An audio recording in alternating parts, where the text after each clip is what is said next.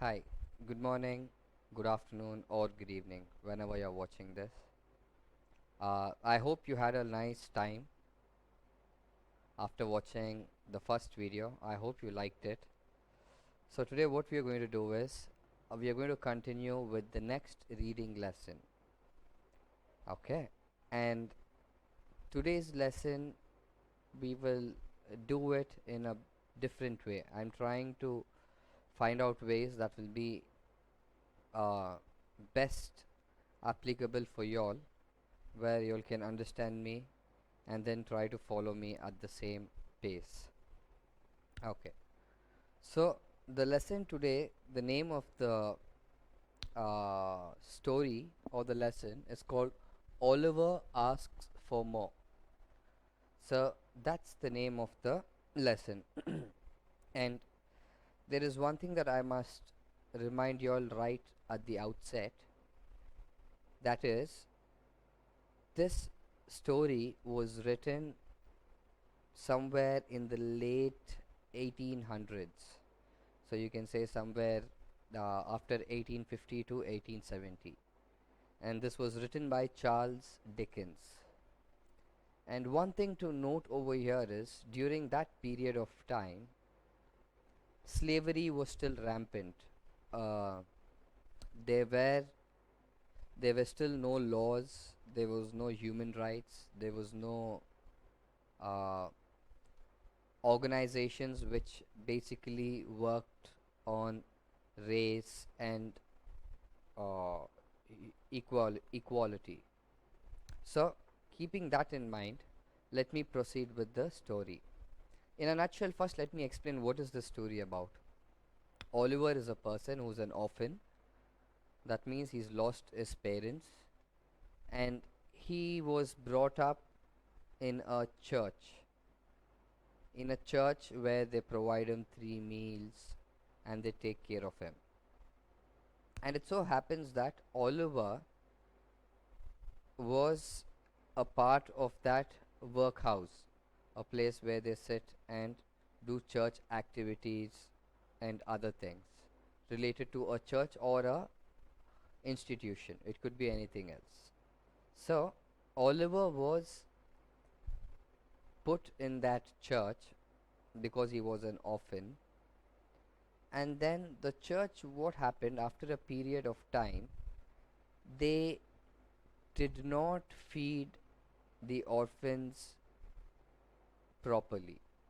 In the sense, they tried to reduce the amount of food that was being served to them. And so, what happens is this group of boys, or I must say, rather, the group of children who were together, wanted to go and tell the master or the person who was in charge to give them more food.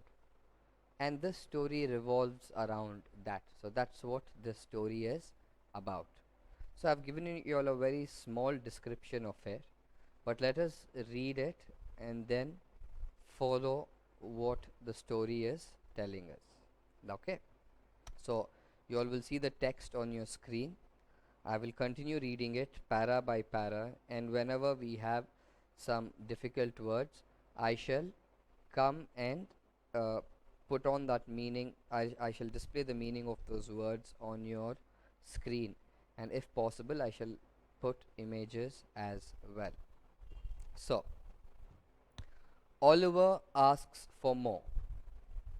This is an extract from the novel Oliver Twist, written by the British novelist Charles Dickens, born on 1812 and passed away on 1870.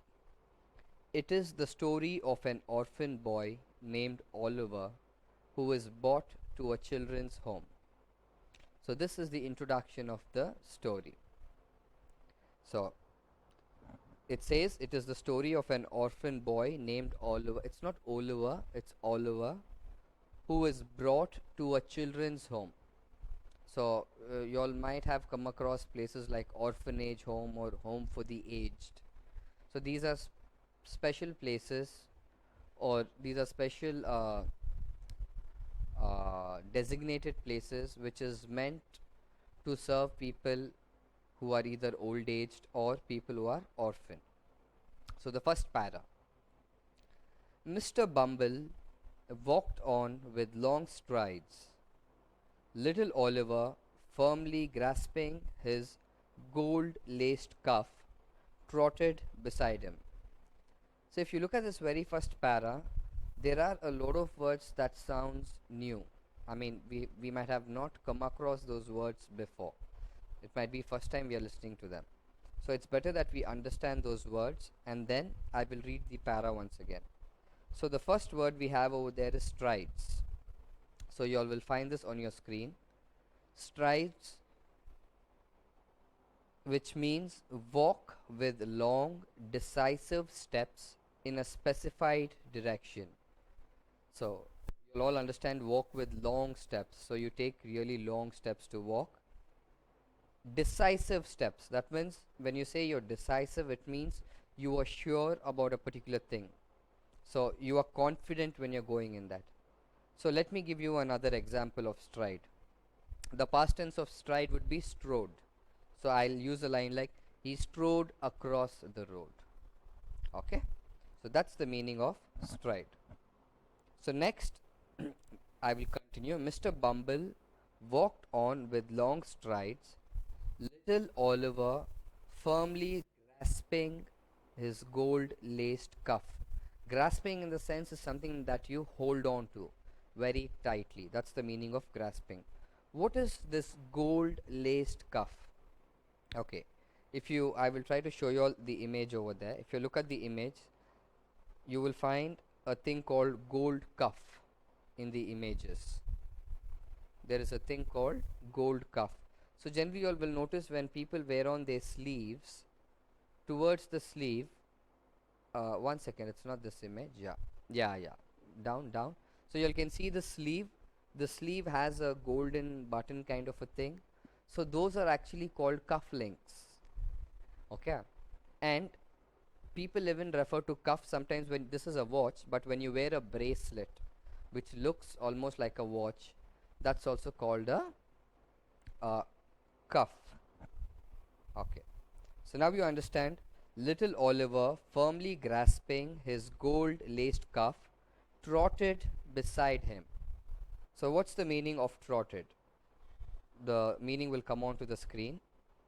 Trot, this is referred to a person, run at a moderate pace with short steps. So moderate pace means it's not too fast, not too slow, but in a very moderate way. It is average with short steps. So I can give you another example. The child trotted across to her obediently. That means the child walked along with her obediently. The child wasn't walking faster nor slower. He was walking along with that person. So let me read the first paragraph back once again, the start. Let's see what does it say. Mr. Bumble walked on with long strides. Little Oliver, firmly grasping his gold-laced cuff, trotted beside him. Next para. Oliver had not been within the walls of the workhouse a quarter of an hour when Mr. Bumble informed him that the board had said he was to appear before it forthwith. Okay, so let's break those lines. You have a phrase called a quarter of an hour. So what do you mean by quarter of an hour? So let's assume that I take this as a box. So if I want to divide this box into, I will call this, so this is one half and this is another half. I might have not divided exactly in between, but assume that this line is right in between those two boxes. Now, what happens if I divide this furthermore? Then you get 4 parts. So this is 1/4, this is 1/4, 1/4 and 1/4. So what does it refer to when you say quarter of an hour? So if I take a clock, which looks like this. So the clock can be divided into 4 quarters. 1, 2, 3, 4. So 1 hour an hour has 4 quarters. So a quarter can be referred to as 15 minutes time period. Okay. So Oliver had not been within the walls of the workhouse a quarter of an hour. Workhouse is referred to a place, you may have the meaning of it, okay, generally in UK. Workhouse is a place, a public institution in which the destitute of a parish received board and lodging in return for work. So a workhouse is a public institution in which the destitute means, yeah, so workhouse, a public institution in which the destitute, when we say destitute, we refer to them as people who are very poor. Destitute means people who are really poor and then who do not have enough money, who are living at absolute poverty. So a public institution in which the destitute of a parish received board and lodging in return for work, I beg your pardon. So that's what a workhouse is. So in this place, a workhouse is referred to as a church. A parish is a congregation where the members of a particular church congregate. So moving on. Oliver had not been within the walls of the workhouse a quarter of an hour when Mr. Bumble informed him that the board had said he was to appear before it forthwith. So in this we see a word called forthwith. So the meaning will be displayed on the screen. It means okay. Forthwith means immediately, without delay, or with immediate effect. So we can use this word in another line as let me give you an example. We undertake to pay forthwith the money required. So that means we undertake to pay immediately the money that is required. Okay, that can be the meaning of forthwith. So I'll read the same para once again. Follow me.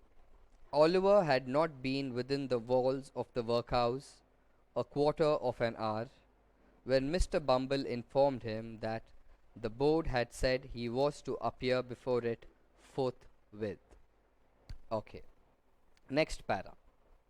Not having a very clear defined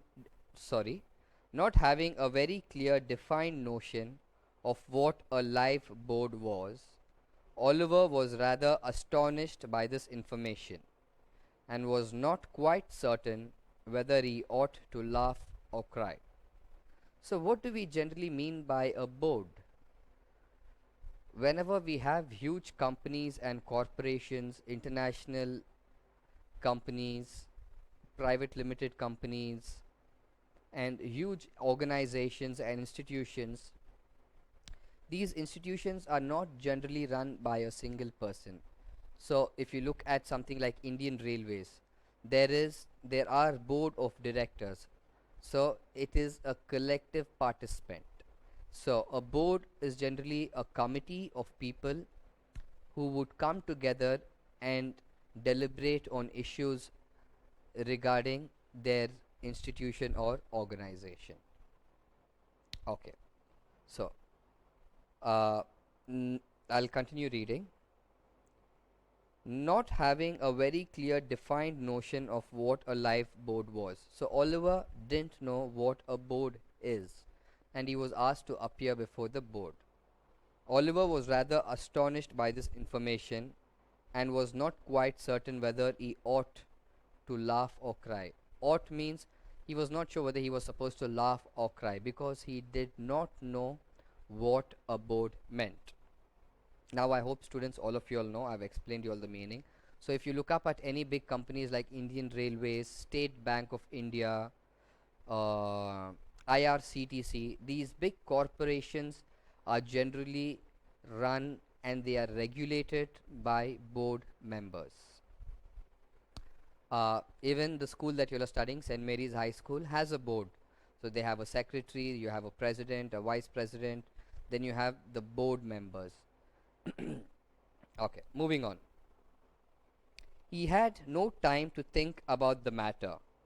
Mr. Bumble asked Oliver to follow him into a large white washed room where 8 or 10 fat gentlemen were sitting round a table. So, here we understand that Oliver was following Bumble. So he trotted beside Bumble, and then he was taken into a large white washed room where he saw 8 to 10 fat gentlemen sitting round a table. Okay, so next para. At the top of the table, seated in an armchair rather higher than the rest, was a particularly fat gentleman with a very round red face.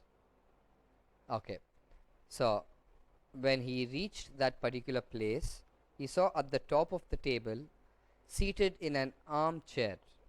In the very first lesson, we've learnt what an armchair is. Sitting in an armchair, let me continue, rather higher than the rest. So you had around 8 to 10 members, but there was one particular person over here, probably he is the president or the head of that committee. He was sitting on a chair that was higher than the other chairs, than the rest of the chairs. Okay, he was also a fat gentleman with a very round red face. Red face generally refers to people who are angry or embarrassed. Okay, so moving on. Bow to the board, said Bumble. Oliver brushed away 2 or 3 tears that were lingering in his eyes, and seeing no board but the table, bowed to that. So there is, you notice in this paragraph, there are two kinds of emotions. One is, you notice that there were tears lingering in his eyes, that is Oliver's eyes.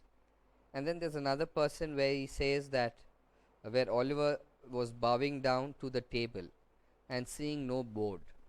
So let me try to explain this para. So as Oliver entered, Bumble asked him to bow down to the board. So Oliver somehow managed to wipe off his tears that were lingering. What's the meaning of lingering? Lingering is staying at the same place. It's like floating around in that area.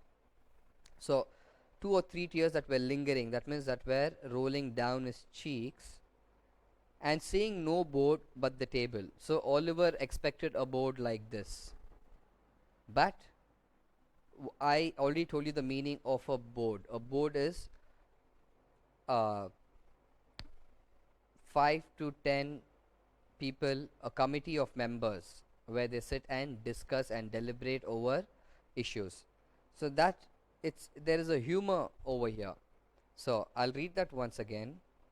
Bow to the board, said Bumble.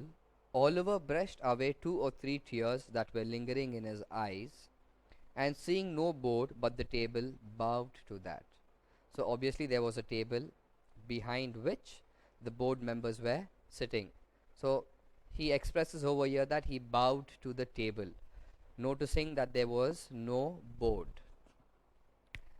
Let me continue next. What's your name, boy? Said the gentleman in the high chair.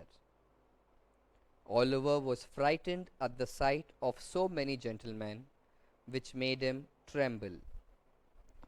Okay, so when Oliver was asked for his name by the gentleman who was sitting on a chair that was much more higher than the rest, Oliver was frightened. He was scared because he saw so many gentlemen.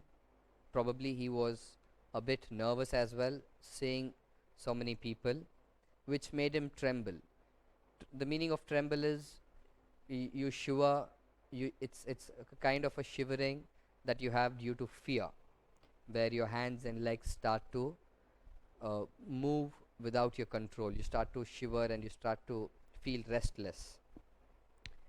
The beadle gave him a tap on his back with his cane, which made him cry. So, you have the word called beadle.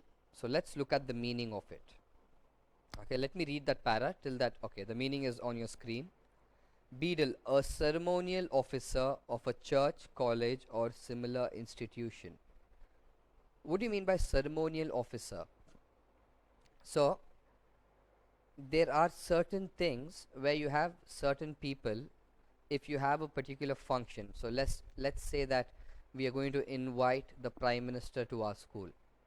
So there is a particular protocol. There are a set of rules that you're supposed to follow. So who will the prime minister be greeted by? It should be the highest person who is of authority in this school. The same would happen if the president of US would come to India. Prime Minister of India and the president would personally go and welcome him. So these are certain protocols, or you can say these are certain diplomacies which are followed. So over here, beadle is the person, is an officer. Probably over here he is more like a warden who presents the children to the board committee and then tells them how to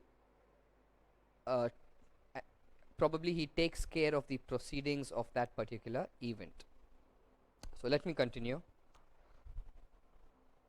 Oliver was frightened at the sight of so many gentlemen, which made him tremble. The beadle gave him a tap on his back with his cane, which made him cry. So if you actually look at the image over here, you can see the small boy with the blue color dress, and he is wearing a shorts, and the person who's fat beside him, if you notice behind his hand, he has a cane. So it was that cane with which he beat Oliver, and Oliver cried. Next para, let's continue. Boy, said the gentleman in the high chair, listen to me. You know you are an orphan, I suppose. So that's a question mark, I suppose. So the gentleman in the high chair calls that boy and says, do you know that you are an orphan? Let's see what does Oliver respond. Let's see how does Oliver respond to it. So one second, just a moment. Yeah. What's that, sir? Inquired poor Oliver. The boy is a fool. I thought he was, said the gentleman in the white waistcoat. Okay. So when the gentleman in the high chair asked Oliver, are you an orphan? Oliver didn't know that. So he responded by asking, what's that, sir? So to that, another gentleman responded, this boy is a fool. I thought so. So that means these gentlemen had a preconceived notion that Oliver is not a smart person. Okay. So now we will move on to the next page.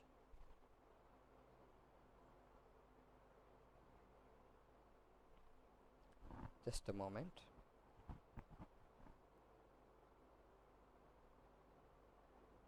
Okay.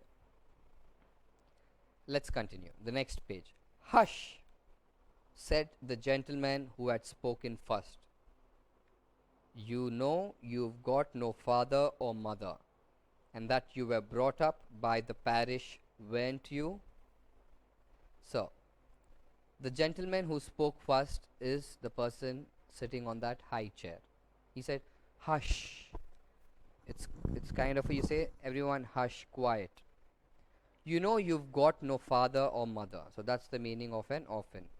And that you were brought up by the parish. As I said, parish is it's a congregation where a group of people congregate for religious or devotional purposes, and they even have these places like home for the aged and the orphan home, where they take care of people who have special needs. Okay, let me continue. Yes, sir, replied Oliver, weeping bitterly. Weeping means crying uncontrollably. Okay. What are you crying for? Inquired the gentleman in the white waistcoat. Okay, there's this thing called waistcoat. What is a waistcoat? All of you all would have seen it by now. Let me show you an image for it. Let me pull up the image on the screen. So let's scroll down. So I've told you all what a cuffling is. So below that you notice, yeah, you'll notice these coats. They are sleeveless. That means they have nothing after the shoulders. There are no sleeves to them. So all these are called waistcoats. Okay. So yeah, let me continue reading.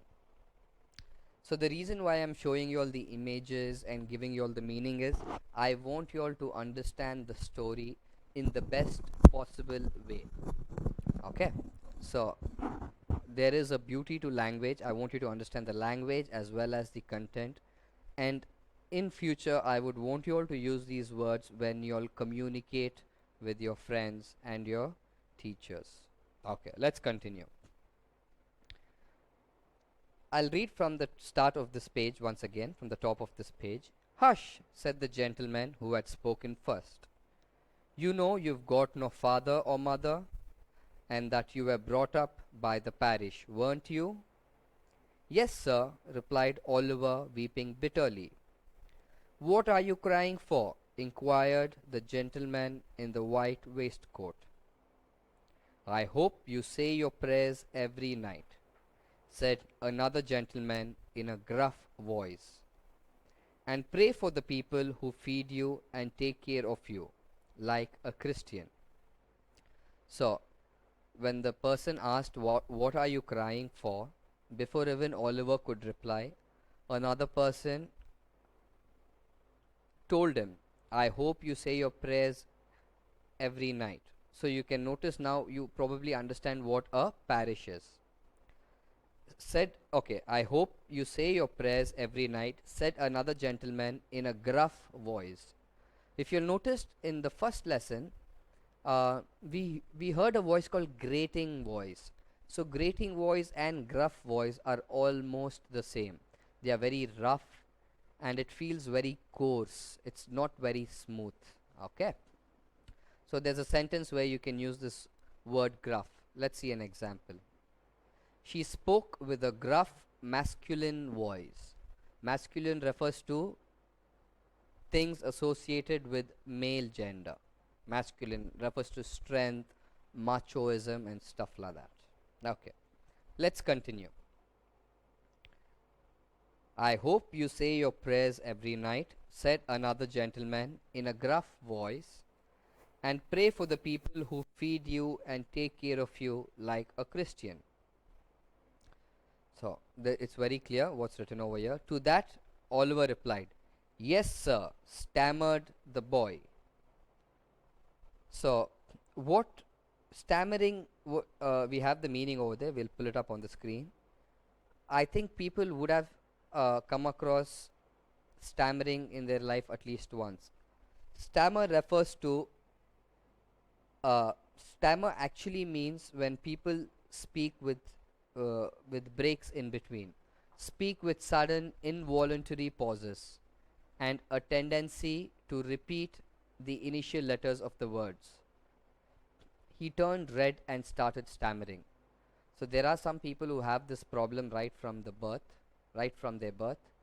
I would not like to imitate and show that, but it would sound more like this. So when you say he turned red, they get stuck on a particular word and it takes time for them to complete that whole sentence. Like he turned red. So I don't want to be doing this much. So you all can look at YouTube where people stammer. And there's one thing about stammering, it's not necessary that when you stammer, I have friends, people who actually stammer when they speak, but when they sing beautifully. So it is a peculiar kind of a problem. and there's even cure for it. So, when Oliver replied, he was actually stammering. That's what it felt like. Next line. Well, you have come here to be educated and taught a useful trade, said the red-faced gentleman in the high chair. So, the gentleman in the high chair says that you have come here to be educated, so that you've come here to gain knowledge, to understand how the world functions and works, and taught a useful trade. What's a trade? Trade is a business. So I'll give you 10 rupees and you teach me 10 new words. So that's a trade between us. So every time I give you 10 rupees, I expect 10 new words from you. Okay. I'll continue reading. So you will begin to pick oakum tomorrow morning at 6 o'clock, added the surly one in the white waistcoat. So, the meaning of oakum is there. Let's look at it. Oakum means loose fiber obtained by untwisting old rope.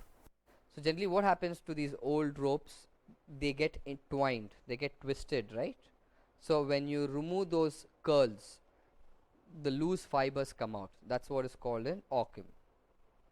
So, I'll continue reading. So you will begin to pick oakum tomorrow morning at 6 o'clock, added the surly one in the waistcoat. What's the meaning of surly? S-U-R-L-Y. Let's look at the meaning. It means bad-tempered. Bad-tempered means people who get angry really quick, and unfriendly, people who are not very kind.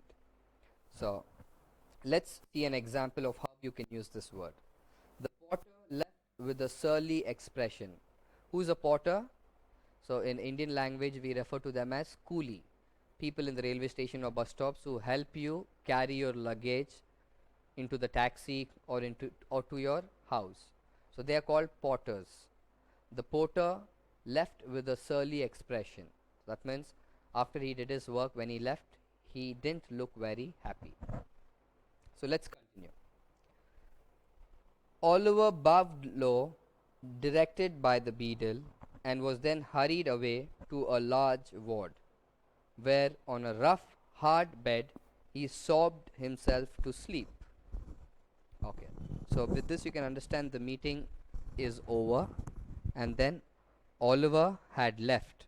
So before he left, he bowed down to the board members, which was told to him by beadle, and then he was taken to a large ward, like a large room or a dormitory, where on a rough, hard bed he sobbed himself to sleep.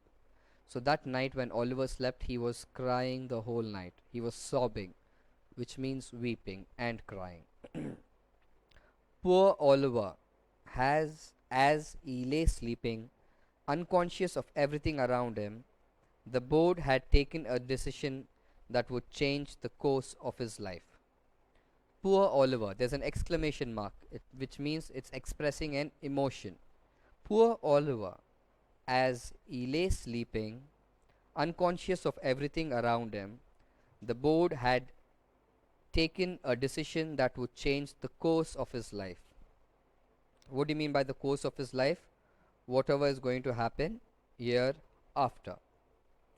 The members of this board were very wise and philosophical men. Okay. What's the meaning of philosophical? We'll pull up that. So the members of the board were very wise, which means that you can call them smart people as well, and philosophical, relating or devoted to the study of the fundamental nature of knowledge, reality, and existence. An example of that word, how it can be used in a sentence: philosophical discussions about free will. Now, what is another example of philosophical questions? For example, if I ask you, who made me? Then you would say, probably, I have come to this world because of my parents. Then, who made the world? Who made this universe? You can answer to that by saying, probably, universe is made up of energy, or some people would say universe is made by God. Then when you ask a question, who made that energy or who made God? So these are philosophical questions which are very tough to be answered. Okay, so let's continue.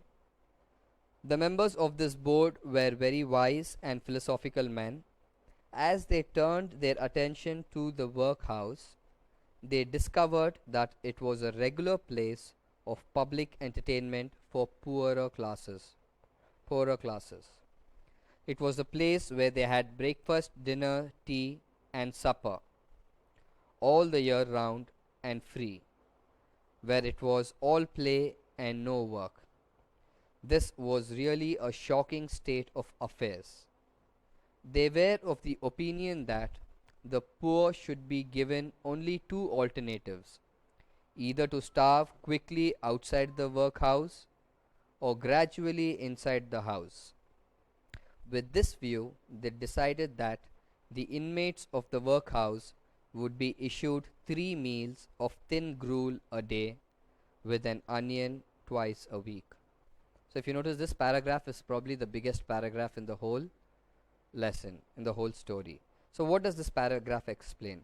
Initially you get to know that in this paragraph the board members are really wise and they have philosophical discussions. So as they were talking about the workhouse, that is the place where people congregate and do their work, they discovered that this place, this is the place where they have regular public meetings, along with the not just the board members but even the public at large participate. Okay, and then it is an entertainment for the poorer classes. I'm sorry. So, and they also notice that this is the place where these people, that's the poorer class, have their breakfast, lunch, tea, snacks, and dinner. They get to eat, but they do not work. So it's like there is no work, but you get all the food, whatever is required for you, for free. And they were shocked by this. That's why they refer to this as shocking state of affairs. That's where this is referred to as shocking state of affairs. And they had just two options. Then they came up with two options. They either said that the poor should either starve quickly outside the workhouse or gradually inside the workhouse. This looks, it's very shocking to notice board members talk like this, but this is what they had said. So what they decided was, they decided the 3 meals that they would get, they would reduce the quantity of food that is being served to them. So the last line over here says, with this view they decided that the inmates of the workhouse would be issued 3 meals of thin gruel. What's gruel? Let's look up. Okay, it means, gruel means a thin liquid food of oatmeal or other meals boiled in milk or water. And in this case you can surely understand it would not be milk, it would be water. Okay, oatmeal. In oatmeal, these are a kind of cereals which is boiled along with milk. Okay, in India, probably in India we refer to something as porridge, ganji, which is not exactly an oatmeal, but then it is rice boiled with water. Okay, moving on further, the next para. For the first 6 months after Oliver Twist was moved in, the system was in full operation. So we get to know the good name of Oliver is Oliver Twist. It's a very interesting name, I must say. For the first 6 months after Oliver Twist was moved in, the system was in full operation. As a result, during this period, the number of workhouse inmates got smaller and the inmates themselves shrank in size and became thinner. So after the first 6 months when Oliver Twist moved in, the system was in full operation. That means whatever the board members had planned, everything was going as per plan and it was meticulously executed. So it was running without any hitch, I must say. So, And what happened during this time period was the inmates of the workhouse, because the amount of food that they consumed was reduced, they shrank in size, they looked thinner, weaker, dull. So, okay, let's continue with the next para. The room in which the boys were fed was a large stone hall with a big copper bowl at one end, out of which the master, dressed in an apron for the purpose, and assisted by one or two women, ladled the gruel at mealtime. Of this festive composition, each boy had one basinful, and no more except on occasions of great public rejoicing, when he had 2 ounces and a quarter of bread besides. Okay. So, the room in which the boys were fed, it was a large stone hall. So, as you notice, the story was written in the 19th century. So, you could expect houses to be built with stones. Okay. With a big copper bowl. It's not bowl. I've seen people pronouncing it as bowl. It's bowl. With a big copper bowl. So, probably there's this big copper bowl in which you have this gruel, and it is served from that copper bowl to the inmates. Okay. Over here, we read a word called, out of which the master, dressed in an apron. What's the meaning of an apron? We have the image over there. So, you notice, let's scroll on top. Let's scroll on top. So, if you notice this, the lady and gentleman in this image, you will generally find people wearing this when they are in the kitchen. Okay. Apron is any costume that's worn for a particular purpose. So, this is called an apron. You would generally find chefs wearing this. And the reason why they wear this is so that they do not dirty their dress. So, whenever you serve food, or you serve, you're working with vegetables and curries, it might accidentally spill over, and you do not want to spoil your dress. That's the reason they wear this, and this even looks like a uniform for them. Okay. So, what's happening? What do we understand in this para? So, dressed in an apron for the purpose and assisted by one or two women.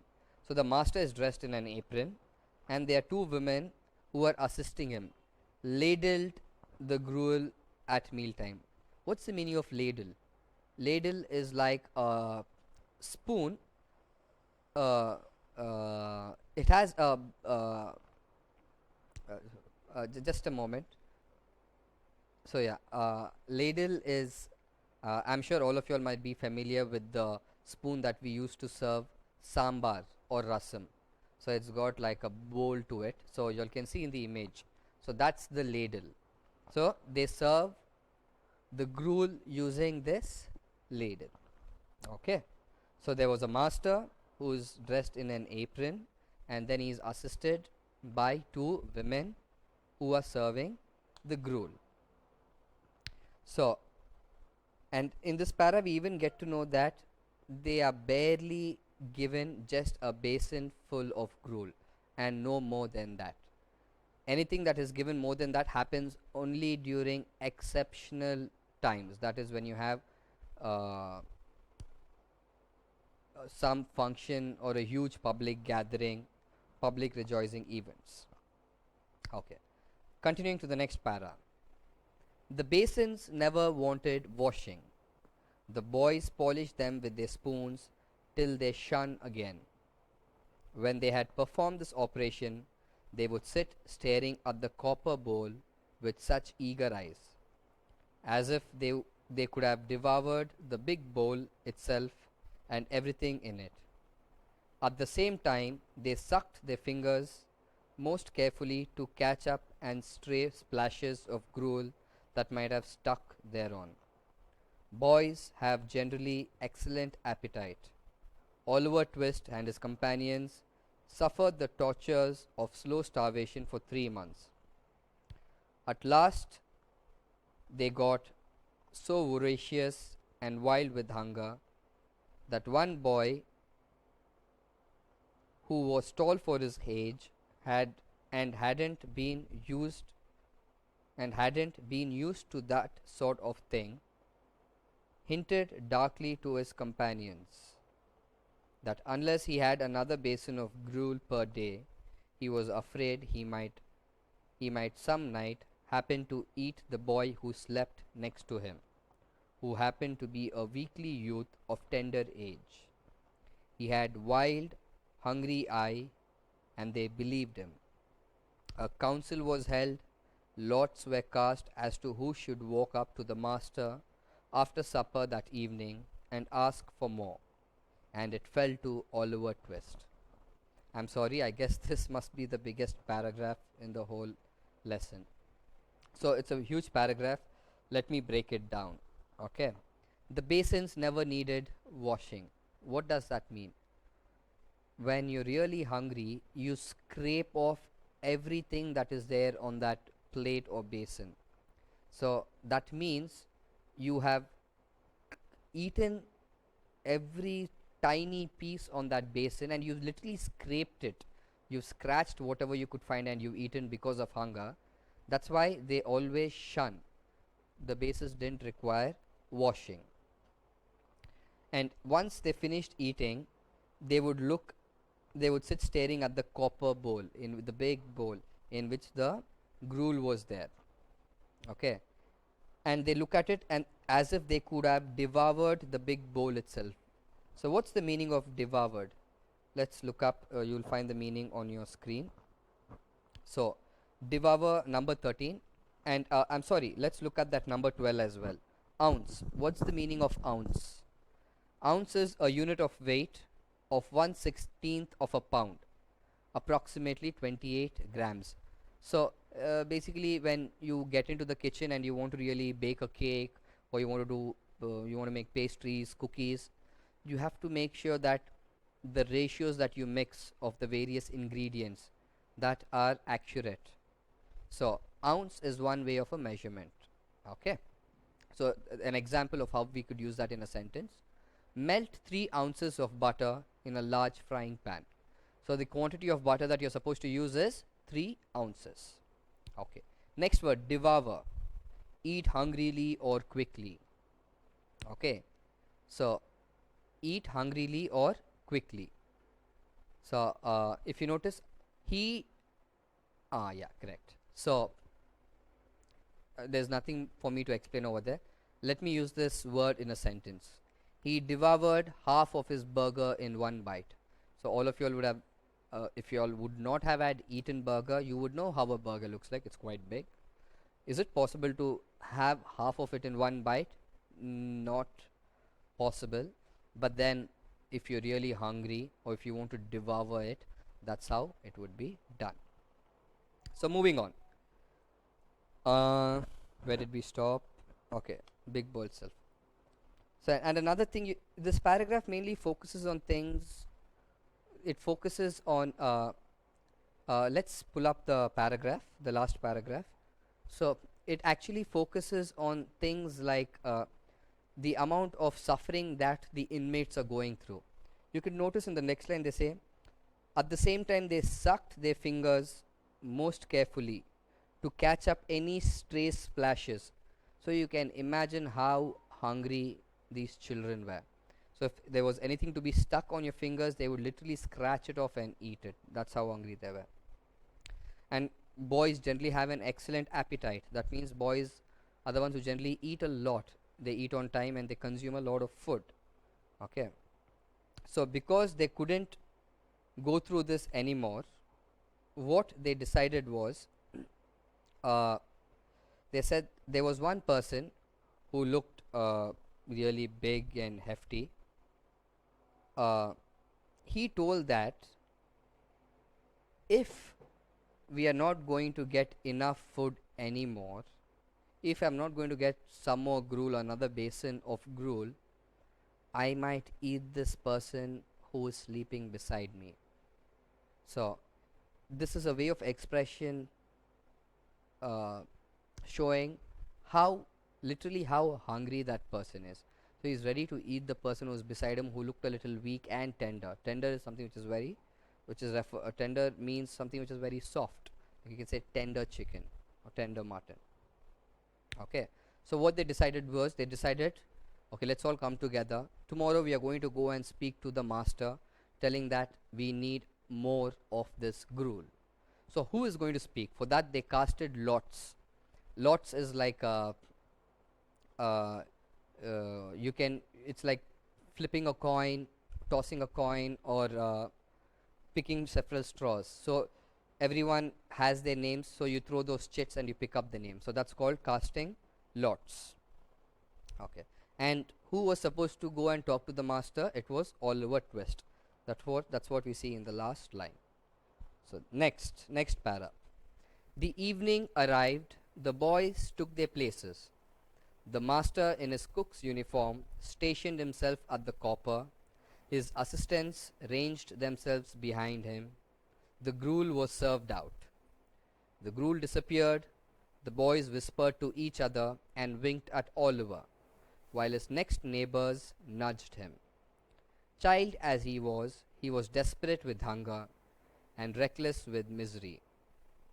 He rose from the table and, advancing to the master, basin and spoon in hand, said, somewhat alarmed at his own courage, please, sir, I want some more. So,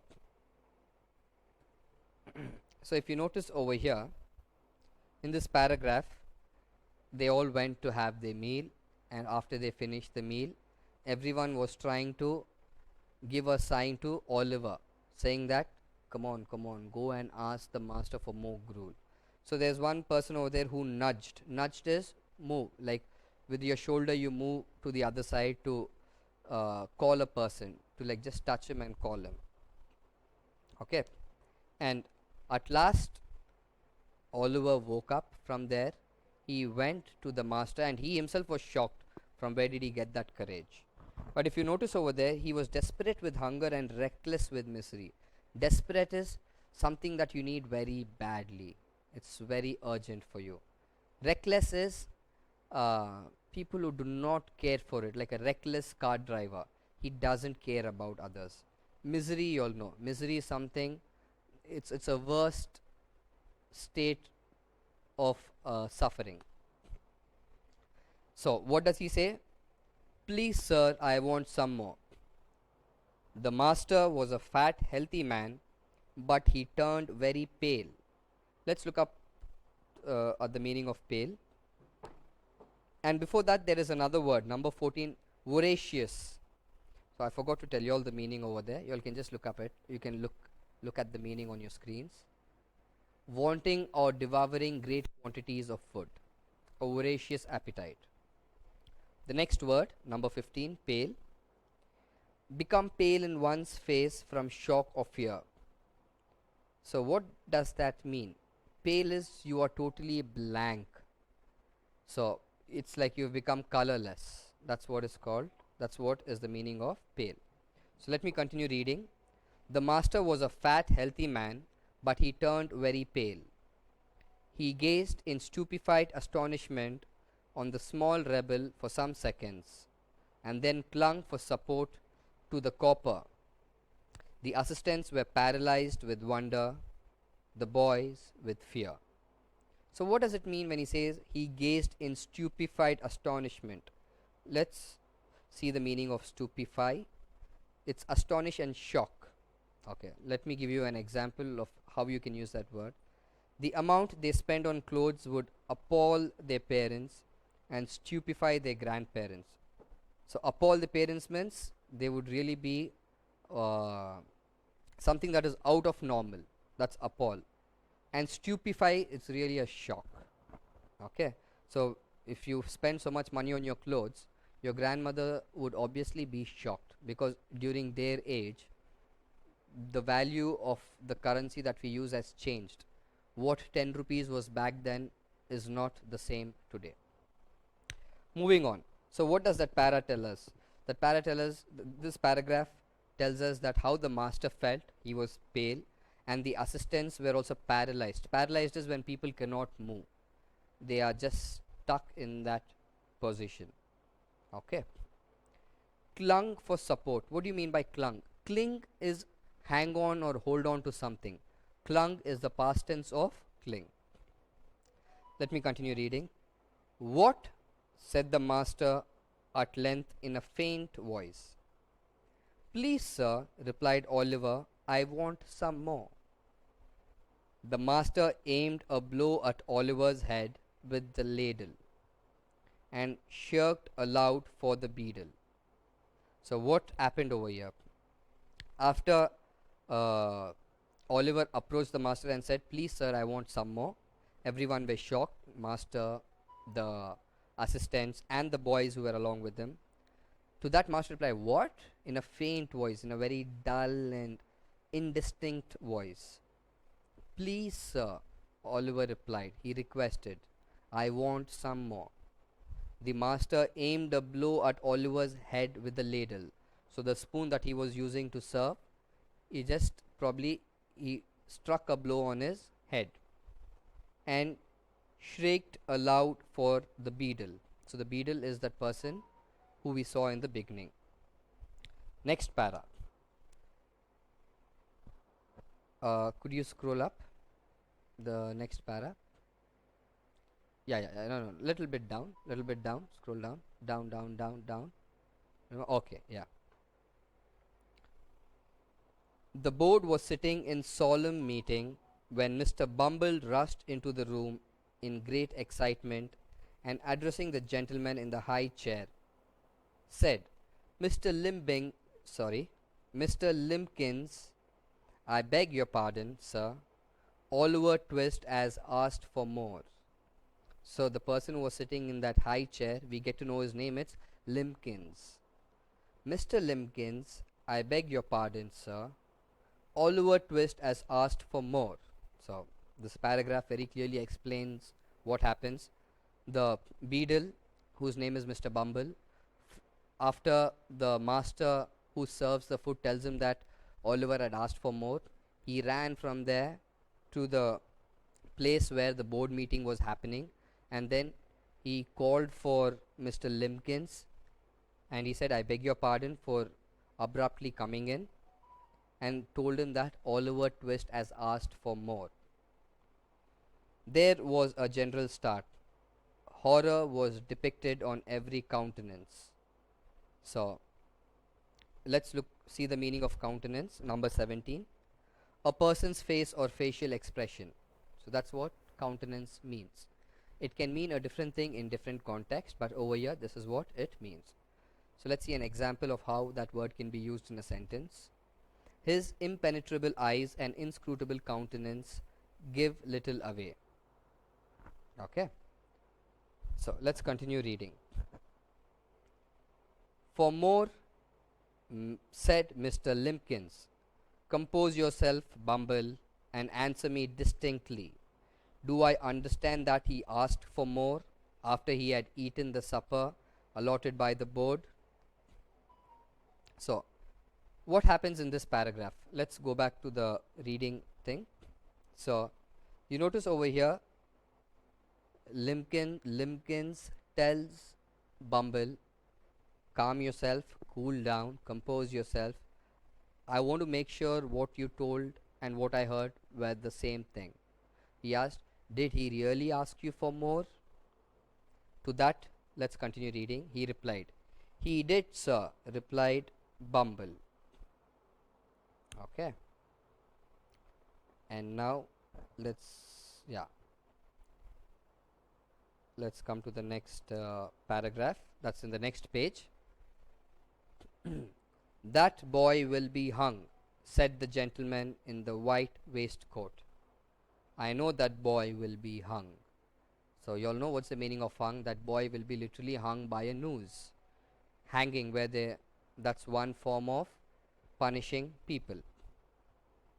The last paragraph. Nobody contradicted the prophetic gentleman's opinions. An excited discussion took place. Oliver was ordered into instant confinement, and a bill was next morning pasted on the outside of the gate, offering a reward of £5 to anybody who would take Oliver Twist off the hands of the parish. In other words, £5 and Oliver Twist were offered to any man or woman who wanted an apprentice to any trade, business, or calling. So this last paragraph, what happens is, in the previous paragraph, the gentleman said that the boy will be hung.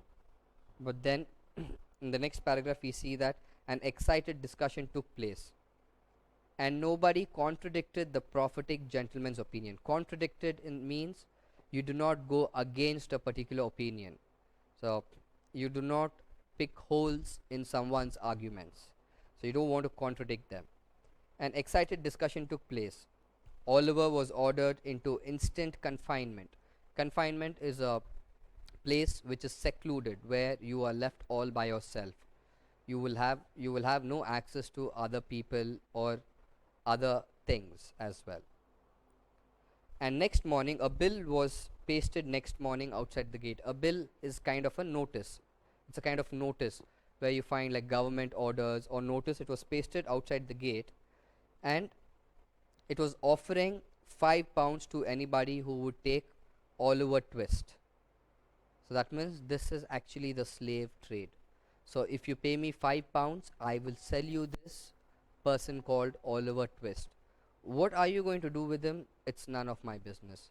You can make him work as a slave. You can help him study. You can do anything with him. You own him as a property. So that's how this particular story ends. So before I finish, I wrap up, I would like to tell you all one thing. This has been a pretty long story, and there were many new words. That's why this has gone on for about an hour, the discussion of this story. So whenever you do not understand certain things, please rewind and play that back again. And I am also not a perfect person. It is possible that I could have had also made mistakes while reading this or while explanation. And if there is something like that, I would like you all to point it out. Okay? Have a great day. I hope you enjoyed this lesson. Bye bye.